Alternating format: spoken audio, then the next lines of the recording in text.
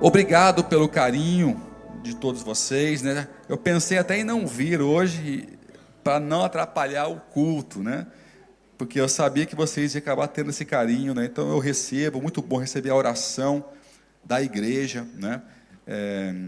Então Deus nos renova, nos dá mais um ano, nos confia mais um ano para viver. Eu estou muito feliz de estar aqui, né? Estar aqui com vocês. Não queria estar em outro lugar. Estar com vocês, estar fazendo o que Deus me chamou para fazer é o maior presente que eu posso ter. Amém? Então, obrigado pelo carinho, pelas orações de cada um de vocês. Que Deus possa estar dando sempre em dobro a todos vocês. Você pode dizer amém? Glória a Deus. Eu quero continuar a palavra que eu iniciei na semana passada. Quem estava aqui na semana passada? Deixa eu ver aqui. Boa parte, bacana. Então, eu quero iniciar. Nós estamos falando sobre por que Deus perpetua nomes, se Ele não divide glória com ninguém, né? Esse foi o tema que nós iniciamos na semana passada. Nós iniciamos com o texto de Oséias 6:3, quero que ponha aqui atrás, Oséias 6:3, e quero que você leia junto comigo, que é: conheçamos e prossigamos em o quê? Conhecer ao Senhor. De novo, leia lá. Conheçamos, fala comigo, conheçamos e prossigamos em conhecer ao Senhor. Quando Deus permite nomes serem perpetuados, primeiramente fica claro que Ele não escolheu qualquer pessoa para perpetuar. São nomes que Ele tem certeza que vão sempre atribuir glória a Ele. Não há nenhum nome que a Bíblia perpetuou que puxa um pouquinho para Ele os louros, a causa, não é? São nomes que mostram e revelam o quanto Deus é poderoso e pode fazer maravilhas na vida de alguém que agrada o coração dele. Olha para cá, tudo tem a ver com a minha capacidade e a sua de agradar o coração de Deus. Há um versículo que fala o seguinte: sem fé é o quê? Fala de novo, é o quê? É impossível agradar a Deus, porque o cerne da questão, o cerne que movimenta, que move o céu, o cerne que move a vida espiritual é a nossa capacidade de agradar o coração de Deus. E eu vejo que esses nomes são nomes que de alguma maneira e de forma diferente, que não há um modelo só, tem vários modelos, cada nome é isolado, com modelos e processos diferentes, respostas diferentes na terra, mas que todos eles de alguma forma conseguiram o quê? Fala comigo assim: agradar o coração de Deus. Esse é o segredo. Se você for embora hoje e não aprender nada, não gravar nada do que eu falar aqui hoje, grave isso.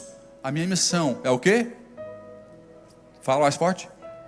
Agradar o coração de Deus. Preguei a palavra hoje. Está pregado. Porque se você perder esse foco, você perdeu tudo. O que move os céus é a minha capacidade de agradar o coração de Deus. Escolhemos Zaqueu para abordar, mas temos muitos outros nomes. Eu estava essa semana lembrando de Ana. Gente, Ana, mãe de Samuel, mulher estéril. Como que ela conseguiu agradar o coração de Deus de forma poderosa? É uma pregação que eu quero pregar aqui sobre Ana. Ana é intrigante.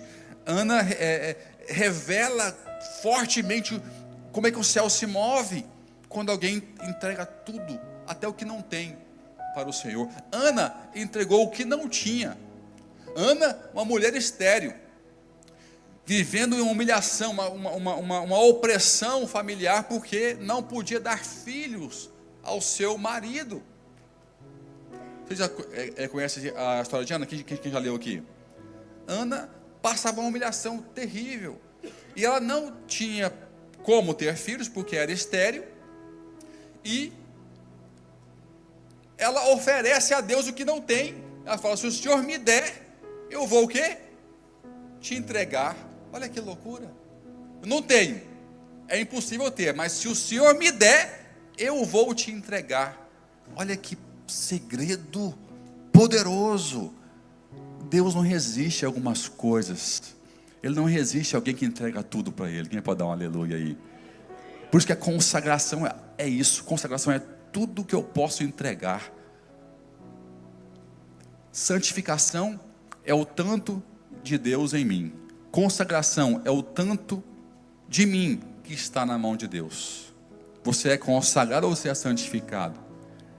As pessoas hoje querem muito santificação, quer poder, quer pedir só o que Deus pode dar para ela. Me dá, Deus eu quero poder, eu quero um dom, eu quero curar, eu quero expulsar demônio, eu quero prosperidade, eu quero crescer, eu quero a tua presença, eu quero ver anjo, ela só quer santificação. Bacana, mas a santificação, ela vem com consagração, que é, eu entrego isso, eu entrego aquilo, eu entrego o coração, eu entrego as minhas finanças, eu entrego a minha família, eu entrego a minha empresa, eu entrego os meus bens, eu entrego o meu intelecto, eu entrego a minha saúde, o meu tempo, a minha vida nas tuas mãos, eu entrego em nome de Jesus. Isso é consagração. Quando você vê alguém entregando até o que não tem, é porque o que já tem já foi entregue. Ela já entregou a ela, já entregou tudo. O que ela tinha, já tinha entregado. Não tinha mais o que entregar. E ela dobrou a aposta. Fala assim com o seu irmão, de vez em quando, dobra a aposta com o Senhor. Ela dobrou a aposta. Não estou pregando não, tá? É só uma lembrança. Por que Deus perpetua? Vou falar sobre Zaqueu. Não é sobre Ana hoje não. E ela dobra a aposta. Já entreguei tudo que eu tinha. Eu vou dar o que eu não tenho. Se o Senhor me der um filho, eu vou te entregar esse filho. Cara, a história é linda. Um dia eu vou pregar só sobre isso aqui. E Deus concede a Ana conceber a Samuel. Quem sabe quantos filhos Ana teve? Quem que é bom de Bíblia aqui? Quem ouviu um número aí? Quem falou? 6. Ana teve 6 filhos. Ela entregou para Deus o que não tinha. Teve Samuel e teve mais 5 filhos. Mais 5 filhos. Teve filhos e filhas. A mulher que não tinha nada, que entregou o que não tinha nada, Deus entregou além do que ela podia imaginar ou até pedir. Não há nada na Bíblia que mostra ela pedindo mais filhos, mas mostra que Deus está entregando mais do que ela havia pedido naquele altar. Dobra a aposta com o Senhor, amém? Dobra a aposta e Deus vai te entregar além do que você pode sequer pedir ou imaginar em nome de Jesus. Você recebe isso aí? Você recebe isso aí? Então dê um aplauso bem forte ao Senhor. Ana, nome perpetuou, não foi por acaso não. A vida dela conta uma história. Josué, a vida conta uma história. José, a vida conta uma história. Jacó, a vida conta uma história. Conta processos. Nós temos que aprender com esses processos. É assim que nós descortinamos as camadas. Conheçamos e prossigamos em conhecer o Senhor, não é?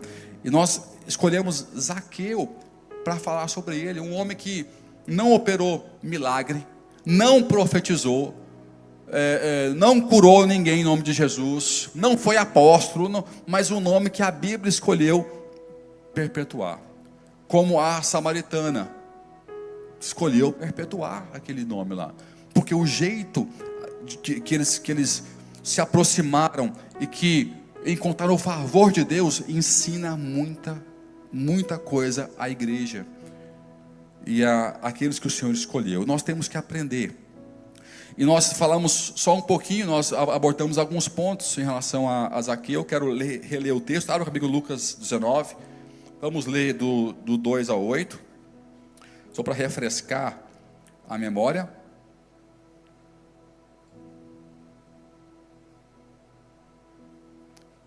Fala o seguinte: havia ali um homem chamado Zaqueu, o qual era chefe de publicanos e era rico. Este procurava ver quem era Jesus e não podia, por causa da multidão, porque era de pequena estatura. E correndo adiante, subiu a um sicômoro, a fim de vê-lo, porque havia de passar por ali. Quando Jesus chegou àquele lugar, olhou para cima e disse-lhe: Zaqueu, desce depressa, porque importa que eu hoje fique em sua casa. Desceu, pois, a toda a pressa, e o recebeu com alegria. Ao verem isso, todos murmuravam, dizendo: entrou para ser hóspede de um homem pecador. Zaqueu, porém, levantando-se, disse ao Senhor: Eis-me aqui. Eis aqui, Senhor, dou aos pobres metade dos meus bens, e se em alguma coisa tenho defraudado alguém, eu lhe restituo quadruplicado. Disse-lhe Jesus: Hoje veio a salvação a esta casa, porquanto também este é filho de Abraão. Porque o Filho do Homem veio para buscar e salvar o que se havia perdido. Quem pode dar um aplauso bem forte ao Senhor? Está muito eco aqui, puder tirar, por favor? Está me desconcentrando. Esse texto é poderoso demais, demais. E nós falamos sobre dois aspectos importantes na pregação passada, que é o aproximar, né? Aproximar, se expor. Um homem que já tinha a sua validação social. Ele era visto como pecador? Era, mas para a sociedade ele era importante. Ele era rico. Ele tinha uma posição, ele tinha uma influência na sociedade, que para muitas pessoas isso é o suficiente. Mas para Zaqueu aquilo não era o suficiente. Não preenchia tudo. Alguma coisa estava faltando ainda. Som. Está muito eco. Som. Tá eco daí também? Ou só de cá no retorno? É só aqui? Então, para Zaqueu isso não preenchia o vazio no interior dele. Tem pessoas que fingem que preenchem, mas todo mundo chega uma hora que fica insatisfeito. Acha que o que tem, o que adquiriu, a riqueza que tem, a posição social que conquistou, pode preencher. Ela preenche por um tempo. Todo mundo que tem um carro novo, daqui a pouco não quer o carro novo mais. Compra uma casa, não quer a casa mais. Porque essas são coisas que preenchem provisoriamente. Só Deus pode te preencher eternamente. Quem pode dizer amém? Só o Senhor tem essa capacidade. Zaqueu foi honesto em sentir isso. Não, deixa eu ver, deixa eu subir. E ele se expôs. E falamos sobre o poder da exposição. Dei um testemunho aqui sobre isso. Sobre quem se expõe em oração, quem se expõe publicamente, quem se expõe para observar, para ver Jesus, para achar um ângulo melhor, para entender melhor ao Senhor, né? E depois falamos sobre o subir, porque ele se expôs, ele achou um ângulo, mas ele tomou uma atitude. Ele não apenas aprendeu onde ele poderia estar para ver melhor Jesus, ele tomou uma atitude. Fala assim para o teu irmão: tomar atitude é mais importante do que entender qual a atitude. Fixe isso aqui. Nós somos muito bons em entender os processos e os protocolos. No mundo de hoje, todo mundo sabe alguma coisa. A internet nos está bombardeando com conhecimento 24 horas por dia. Até quem não sabe tudo, sabe alguma coisa sobre alguma coisa. Então é muito fácil, inclusive na igreja, você achar que sabe todas as respostas. Isso não é o suficiente.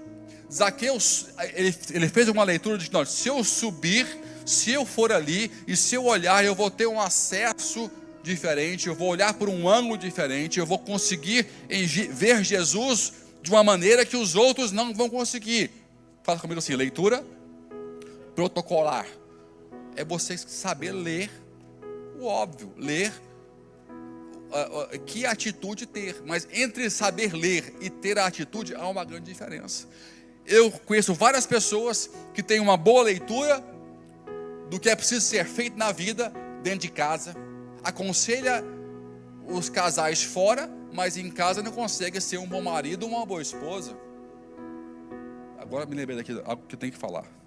Eu tenho que fazer aqui um parênteses. A pastora Viviane fez um jantar com as mulheres na sexta-feira. Eu estava no carro com ela, e eu estava ouvindo ela com áudios. Na minha vinda de Lisboa para cá, eu ouvi 3 mulheres reclamando no áudio, ela nem só ouvindo as conversas, reclamando de como os maridos tratam essas mulheres. Crente, homens que parece que não é crente, não tem alegria de ver a mulher ter um tempo para ela. Não pode ser meu discípulo. Eu fiquei assim, revoltado, porque está apto para aconselhar o outro, mas não aplica o conselho em si mesmo.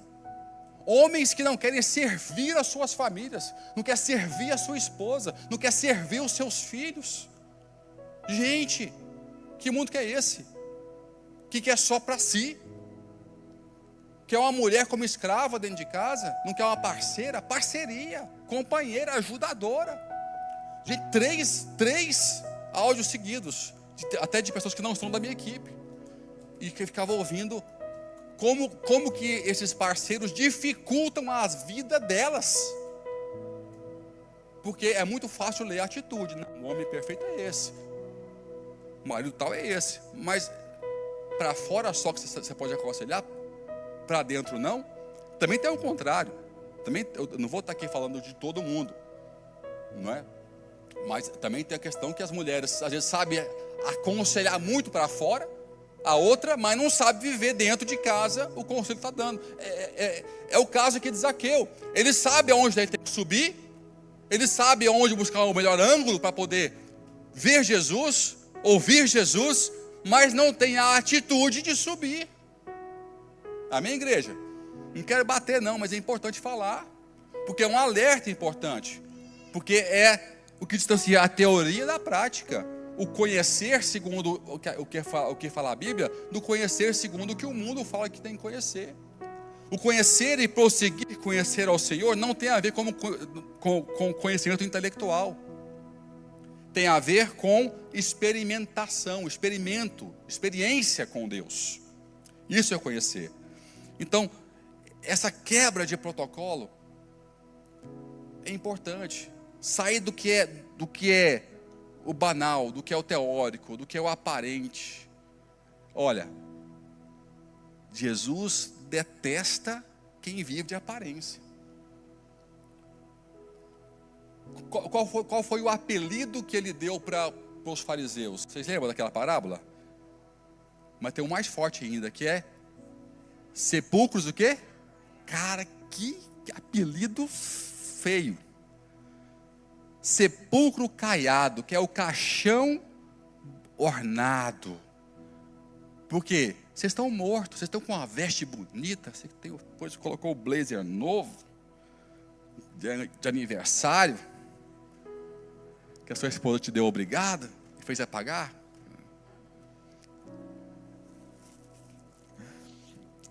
Põe a roupa bonita, põe a cara de igreja, põe a cara de crente, dá um aleluia mais forte, mas dentro de você tem morte.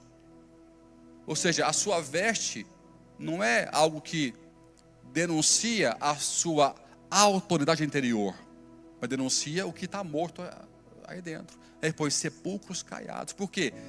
É uma veste de autoridade, linho caríssimo, posição social nobre, posição de referência. Todo mundo queria ser como eles. Gente, isso é horrível, porque não só desagrada a Deus essa postura, mas cria-se um padrão para alguém imitar que Deus também não gosta.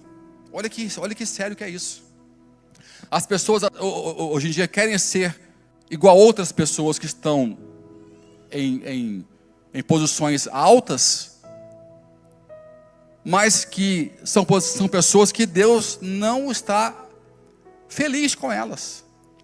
Então isso é muito sério, né? Então, foi por essa razão que Jesus, ele amaldiçoou aquela figueira. Ele está passando pelo campo de trigos, que eu até falei sobre Betfagé na semana passada, que foi uma outra pregação que eu fiz. E ele desvia o caminho dele, porque uma figueira está frondosa. A figueira é uma das poucas árvores na nossa como é que fala? Na nossa agricultura, que quando ela está frondosa, ela está denunciando que ela tem frutos para entregar. É um marketing. As folhas dela é um marketing, é como se fossem as vestes. Então, se Jesus, conhecendo a anatomia da figueira, está passando de longe e vê-la frondosa, é um recado: Jesus vem que eu tenho figo, é sim ou não? Imagina ela toda frondosa. Vem que eu tenho figos, está chamando. Vem que eu estou pronta para ser colhida. Quando Jesus chega perto da figueira, ele não encontra o quê? Figos. E agora você entendeu por que ele amaldiçoou e ela secou naquele momento. Dois evangelhos falam diferente. Um fala que ela secou naquele momento, o outro fala que no dia seguinte, quando passaram, ela estava seca, né?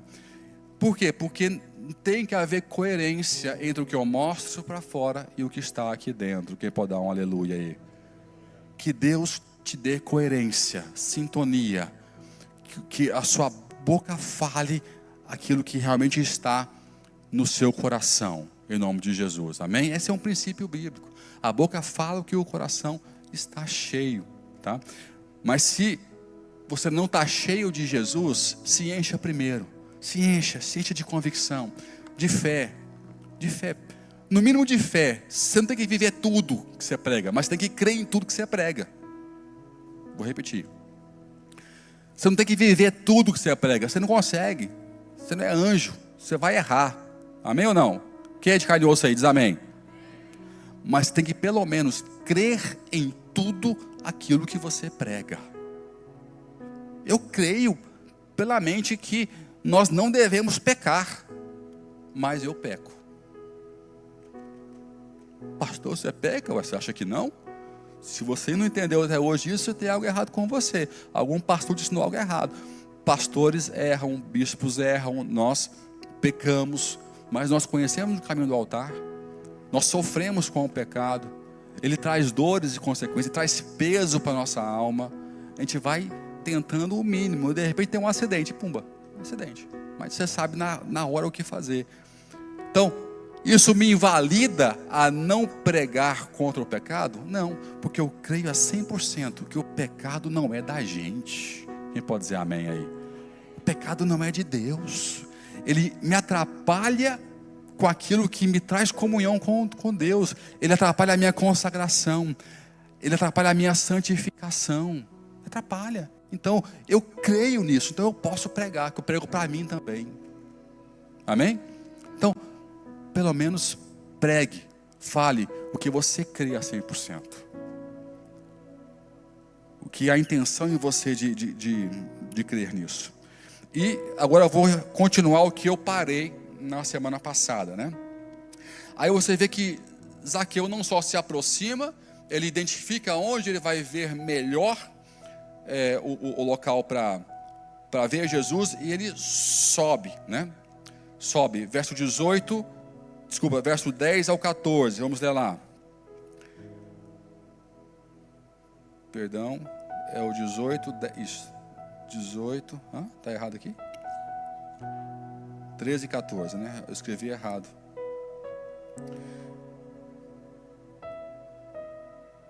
Está errado aqui. É 18 isso. Eu notei errado. Lucas. Perdão, eu estou lendo errado. Eu estou lendo lá em Lucas. É Lucas 19, 2 a 8.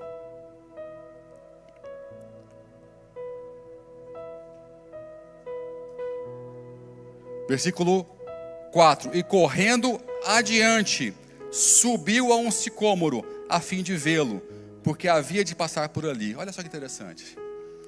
É melhor um sicômoro improdutivo do que uma figueira falsa. Quem pode dar um amém? Sicômoro, para quem não sabe, ele é um primo, é uma árvore prima da figueira. Ela é igualzinho o figo, mas não é figo. Ela tem o mesmo aspecto, o mesmo potencial, até pode ter a mesma doçura, só que o sicômoro é uma figueira falsa, que tipifica o que Zaqueu era visto na sociedade. Ele era a figueira falsa, porque a figueira é o símbolo de Israel. A figueira verdadeira quer dizer o quê? Israel, o povo de Deus. E quando Zaqueu sobe no sicômoro, ele sobe numa tipificação dele mesmo. É aquele judeu que deixou as suas convicções. Ele deixou de crer nos seus princípios. Ele se aliou com o Império Romano, ele passou a cobrar impostos, ele passou a defraudar os seus próprios irmãos, quebrou princípios terríveis. Mas há mais esperança para um sicômoro, que é uma figueira falsa, do que para uma figueira que não entrega os seus frutos. Quem pode dar um amém aí? Se você for ler sobre isso hoje, o sicômoro até hoje ele é produzido em Israel e é vendido em larga escala no mundo todo. Há um processo para tornar produtivo o sicômoro, que é a purga da fruta. Quem viveu no campo sabe o que é purgar. É você riscar, ferir a fruta para sair dela as toxinas, que pode tornar ela mais amarga, ou até ela apodrecer, ou até ela não ficar doce.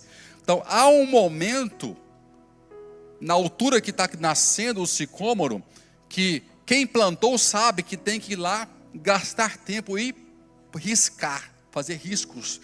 Os riscos liberam as toxinas, que é, fala comigo assim, pecado, fala assim, dores, fala assim, mágoas, fala assim, pesos. Riscar. Todo mundo tem um momento que Deus fala, e chegou a hora de eu riscar você, de purgar você. A palavra é isso. Quando a palavra vem na gente, ela dá uma riscadinha, sim ou não? Sim ou não? Ela não te mata, mas ela te arranha, é ou não é? Ela te arranha.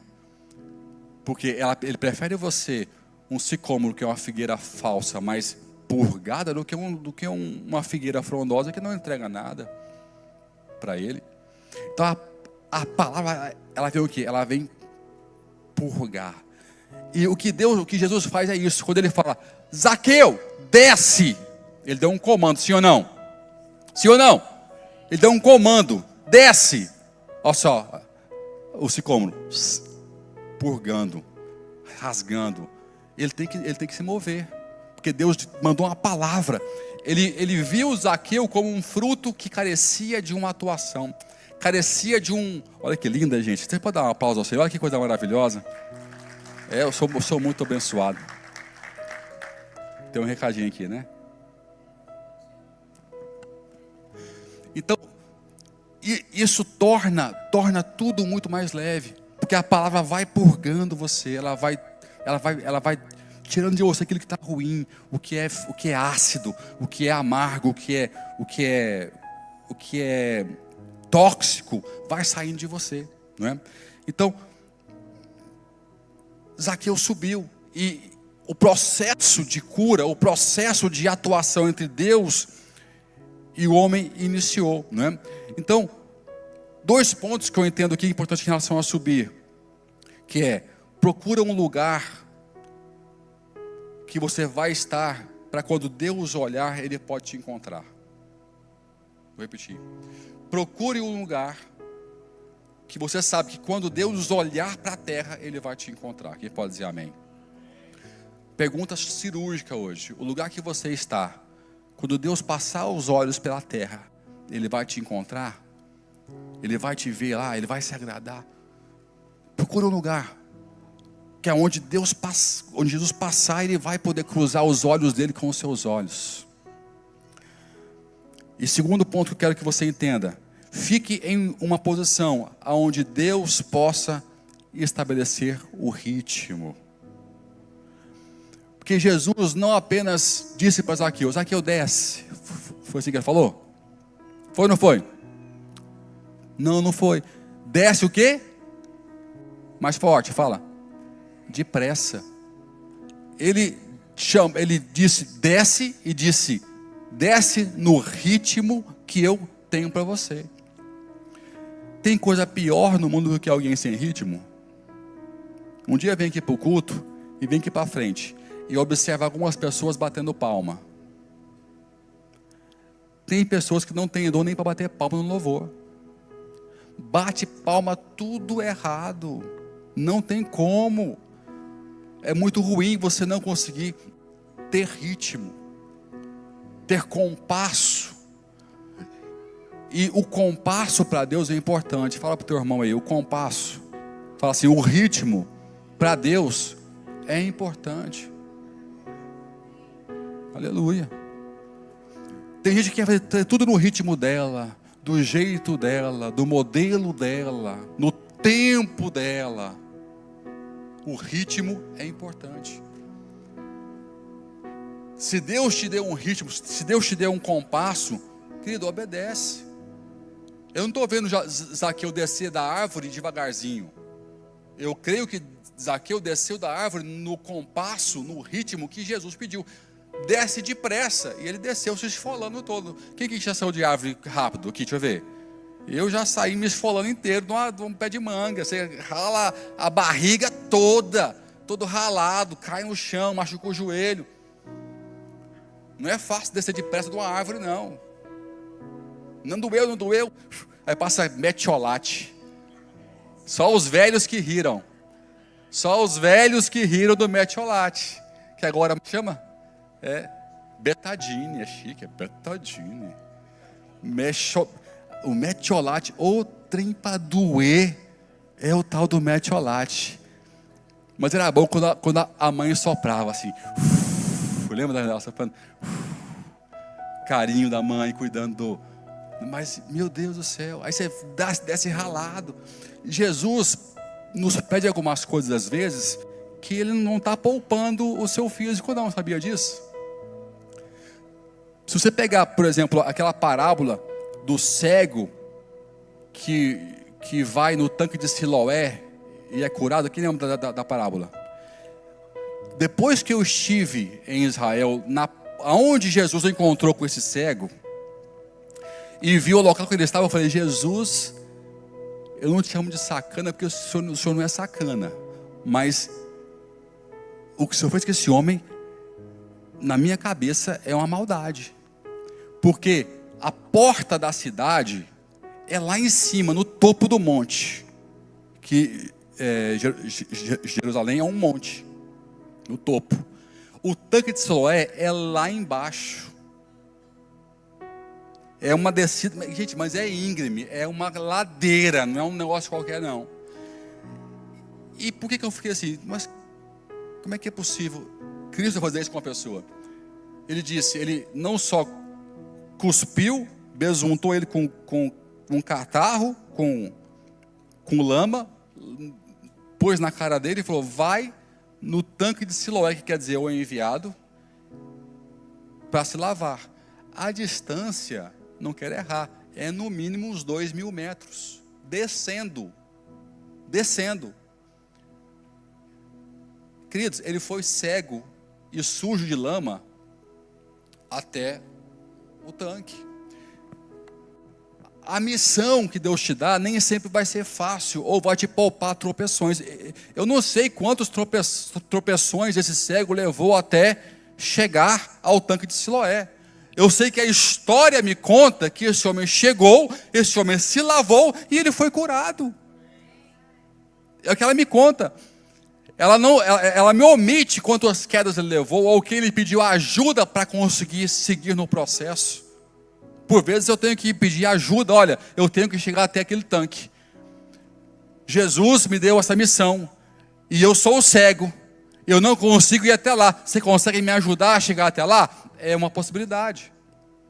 Ou quem quer ir sozinho, vai caindo, vai se esfolando, mas chega. Depende da sua humildade. Quem é humilde pede ajuda, quem não é, chega esfolado. Quem pode dizer amém?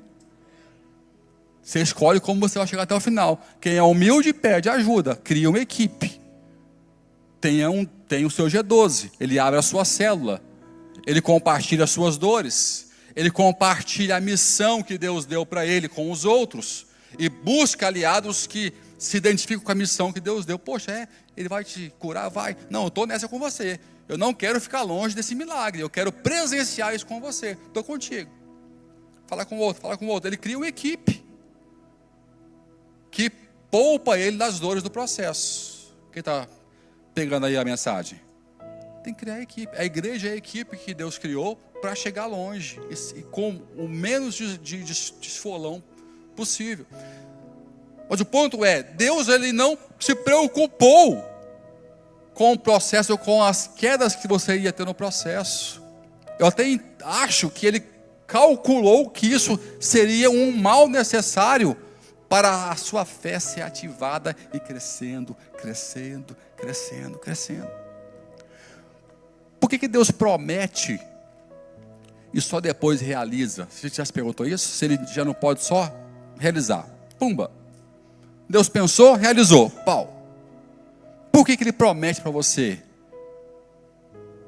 Eu vou te levantar, eu vou te fazer isso, eu vou... Por que Ele diz para Abraão? Eu vou te fazer pai das nações, sai da sua terra e vai para uma terra que eu te mostrarei. Por quê? Por que Ele não levou logo? Não deu logo? Porque quando Deus te dá a visão, Ele começa a te dar o gatilho para aumentar a fé. O que constrói o que Deus prometeu é a sua fé. E a pergunta e a proposta é o gatilho, é o incômodo interior que começa a te desafiar e te colocar em xeque se você vai crer ou não crer. Eu creio ou não creio? Eu vou ou não vou? Eu dou ou não dou mais um passo? Então Ele cria esse processo, promessa, realização. Fala assim, promessa, realização. Fala, promessa, realização. Porque no processo a fé vai brotando. Porque sem fé é o quê? Impossível agradar a Deus. E você vê que Zaqueu, ele se expõe também não só ao chamado de Jesus, mas ao ritmo que Jesus impôs aqui. Uma pergunta-chave para você hoje. O que é mais difícil, na sua opinião? Subir ou descer? Nesse contexto aqui, o que é mais difícil? O que é preciso mais fé? Para subir ou para descer? Fala assim comigo. Subir, fala assim, subir para ver, descer para se envolver. De novo, subir para ver, descer para se envolver. É muito mais difícil descer do que subir. Porque subir para observar, tem um monte de gente fazendo. Nem que for para criticar. Mas descer para se envolver é um número muito diferente daqueles que sobem só para ver. Então é mais difícil descer para se envolver do que subir para ver. O que Deus nos chama é isso. Não só suba, não só fique na posição de ficar aplaudindo, arrepiando. Desça para se envolver. Esfola a barriga, se for necessário. Desça com pressa. Tudo que envolve cordeiro, tudo que envolve Jesus, envolve pressa. Se você for lá para Gênesis, na primeira Páscoa, que Deus usou Moisés para legislar, para instituir, Ele também fala sobre o cordeiro. Uma forma de sacrificar o cordeiro, de assar o cordeiro. Lembra da Páscoa? E tem um comando de como comer o cordeiro, de como se alimentar. E ele fala, comer o quê? Quem lembra? Fala assim, apressadamente. Comei apressadamente. Tudo que Jesus faz, Ele remonta ao Cordeiro de Deus que seria sacrificado. Não tem outra maneira dele te chamar se não for com pressa, se não for apressado, porque Ele é o Cordeiro de Deus que tira os pecados do mundo. Se quer se envolver com Ele, vem, mas vem depressa. Quem pode dar um aleluia aí? Quem pode dar um aplauso ao Senhor bem forte? Se é sobre Ele, vem e vem com pressa. Então é muito mais difícil descer para se envolver do que subir só para ver. E o chamado aqui é esse, é o de se descer, se envolver com a palavra, com a promessa, com a presença de Jesus, com o conhecimento de Deus, com a revelação que Ele pode entregar. Nessa manhã, Deus está te chamando para você descer para um nível maior de envolvimento. Quem pode dizer amém aí? Deus quer que você se envolva, sinta as dores da igreja, se envolva com os alvos da igreja. Quando eu falo igreja, queridos, tenta amplificar a sua mente e não ver só Sara, a nossa terra. É a igreja de Cristo na terra. Há uma agenda mundial nos céus para as igrejas, que é o seu corpo na terra. Amplifica um pouquinho. Nós temos um papel, como Sara, temos um papel. Mas nós não somos a única igreja nesse mundo. Quem pode dar um amém aí? Amplifica, abre, sai da caixa. Sai da caixa. Então se envolva com o que Deus está querendo fazer no mundo, através do seu corpo, que tem várias bandeiras aí fora. Tá? Então descer é isso, é sentir a dor, é sonhar os sonhos que Deus está colocando em nós, né? Descer para se envolver. E por último, conhecer.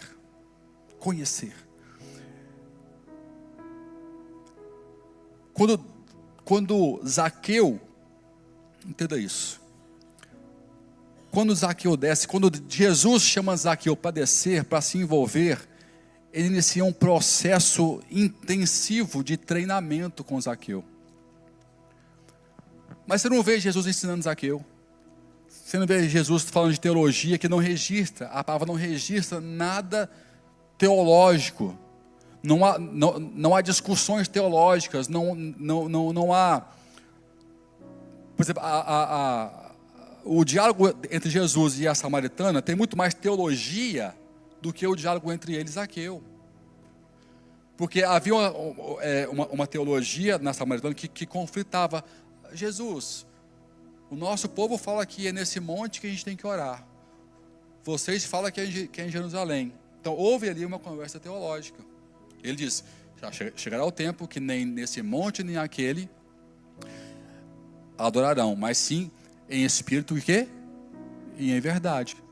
Ou seja, nenhum nem outro. Ali há uma conversa teológica, porque havia uma divisão teológica entre os samaritanos e os judeus. Nesse caso não há esse diálogo. Como que Jesus treina Zaqueu ao ponto dele querer ser outra pessoa e restituir às pessoas que ele defraudou? E Cristo contesta que hoje nessa casa houve salvação. Qual foi a matéria? Qual foi a teologia? Qual foi o conteúdo que salvou Zaqueu? Pensa nisso, abre a tua mente, sai da caixa.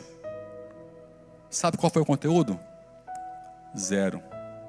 Olha para cá, fala assim, presença. Presença. Intimidade, conhecimento, identificação com o Pai. Quando você conhece Deus, se senta com Ele, cria um elo de intimidade, tudo o resto perde o sentido. Quem ouviu aquela frase que como é que fala? Gosto não retrocede. Quem já ouviu isso? Gosto não retrocede. Você pode comer uma comida mais ou menos e gostar dela, mas quando você comer uma melhor, quando você voltar para o anterior, você vai o quê? Essa é boa, mas a que eu conheci, ela é um pouquinho melhor. Porque gosto não retrocede. Quanto mais você experimenta algo melhor, o anterior já não é bom. Já não faz sentido. Por isso que presença de Deus é insubstituível. Porque depois do pecado já não faz sentido. A religião sozinha não faz sentido. A igreja, uma canção só, sem presença, não faz mais sentido, porque você conhece a presença. Quem está me entendendo aí? Você conhece a presença. Essa é a maior teologia. É a presença, é a intimidade, é a experiência com o Senhor. Quando Deus falou conosco em João 17, versículo 3, agora sim, habla comigo. João 17, versículo 3.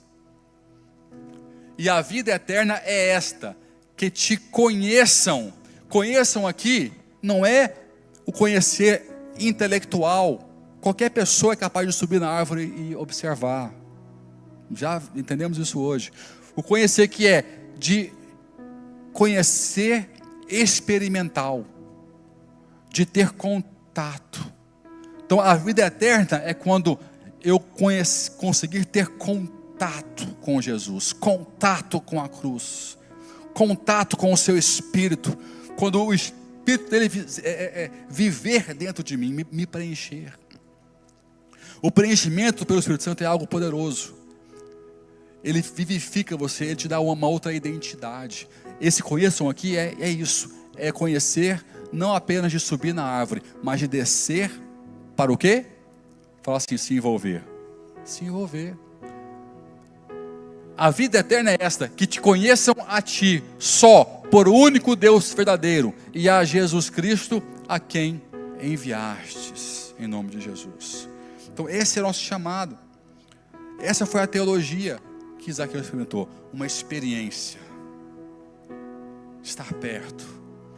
Os maiores avivamentos da história nasceram por uma sede de estar perto de Deus, de sentir Deus, de conhecer Deus. Não foi sede teórica, foi sede de presença. Quem pode dar um aleluia? Sede de presença. De presença. É muito bom pregar e sentir que Ele está presente. Eu já preguei vazio, só de letra. Eu falei, Deus, se você fizer isso comigo de novo, eu não prego mais. Não vou ser só mais um professor teórico. Não fui chamado para isso. Se o Senhor não for comigo, não me chama que eu não vou mais. Se eu não sentir que o Senhor está fluindo, eu não vou mais. Eu não sou esse tipo de pastor. Eu não sou professor. Eu preciso do Senhor quando eu estou pregando. Presença. Presença.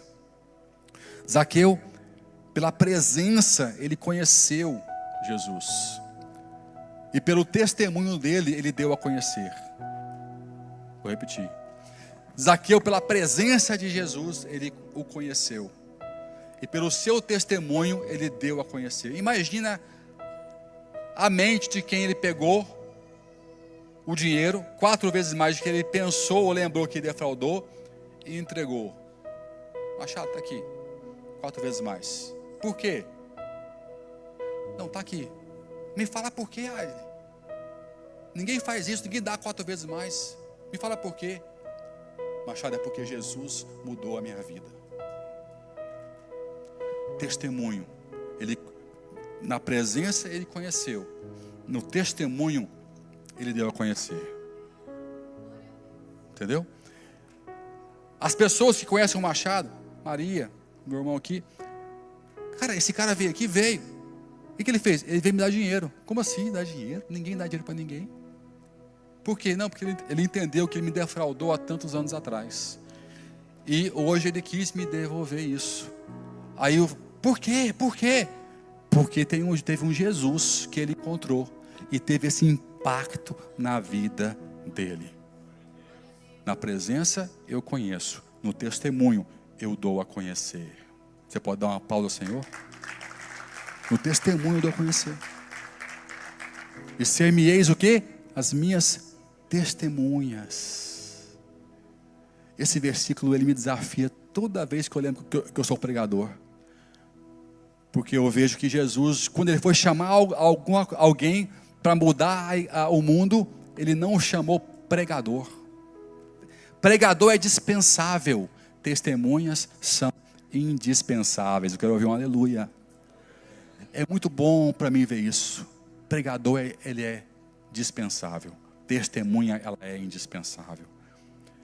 De nada adianta pregações e lições o tempo todo, se não houver disposição de viver, de testemunhar, de contar para os outros o impacto que Jesus está tendo ou teve na minha vida, para a sociedade. Então esse é o nosso caminho. Conheçamos e prossigamos em conhecer o Senhor. É tempo de não só subir, mas de descer para se envolver. Quando eu comparo o Zaqueu, eu comparo com Dimas. Quem sabe quem foi Dimas? Ladrão na cruz. 2 ladrões no mesmo ambiente. Não houve conversa teológica, não houve teorias, não houve pregação, houve o testemunho do próprio Cristo. Um identificou que ele era inocente. E se o quê? Fala assim, identificou. Se identificou. Não porque ele era inocente, mas porque ele viu que aquele homem ele era puro. Ele era quem ele dizia que era. O outro não fez caso disso. E Cristo diz para Dimas, ainda hoje estarás comigo no paraíso. Fala assim comigo, a teologia. Fala, teologia da presença. Fala assim, teologia da experiência. Da experiência. É essa teologia que eu creio.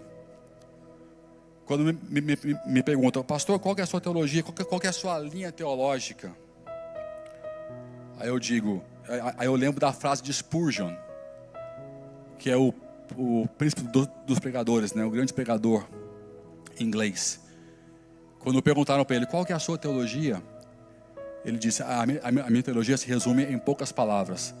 Ela é a seguinte, Jesus morreu por mim. Essa é a minha teologia. É a teologia da experiência, de estar perto, de estar apaixonado, de ter prazer de estar com Deus. Um Deus que não pede de você sacrifícios para merecer alguma coisa, mas pede a sua fé, pede a sua vontade de querer estar perto dele. Reflita comigo hoje. Se quando você pensa em orar,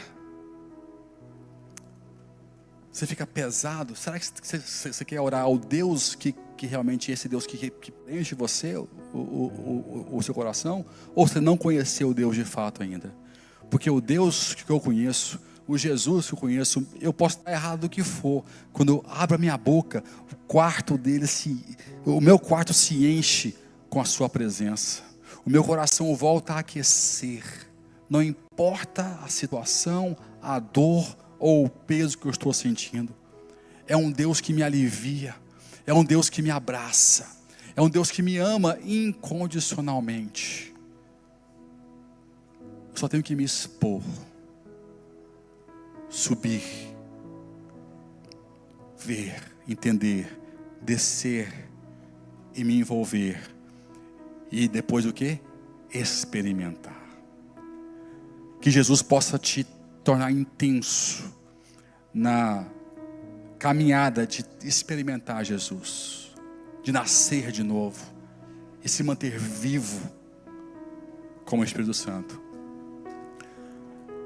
A Bíblia diz, não deixais extinguir o Espírito Santo de Deus em você. Eu quero hoje aquecer você.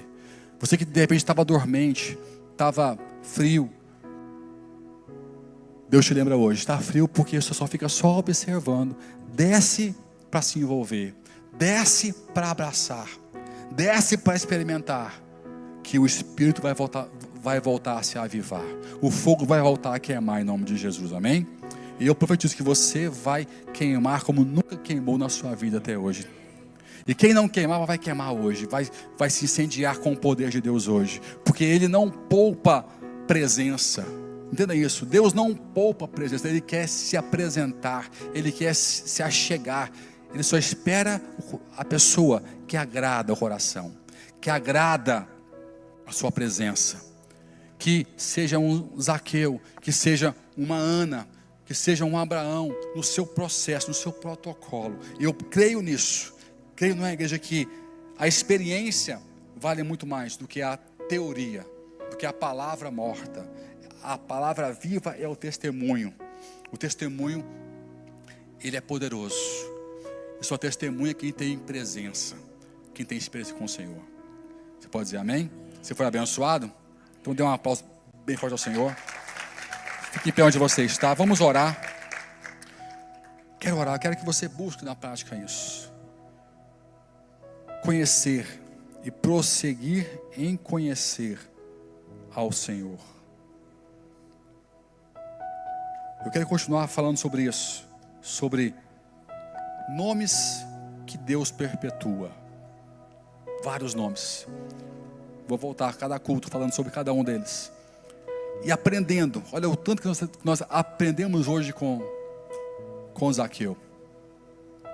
E há muito mais. Há muito mais.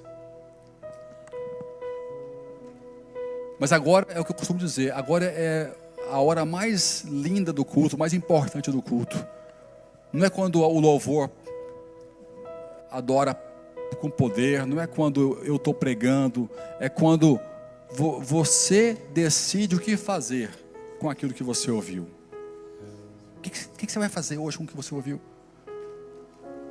Você viu 4 estádios aqui. Um Zaqueu que se expõe. Talvez o seu passo é esse, é se expor, se aproximar. Se você está aqui hoje, porque você deu o primeiro passo, é bacana, aproximação.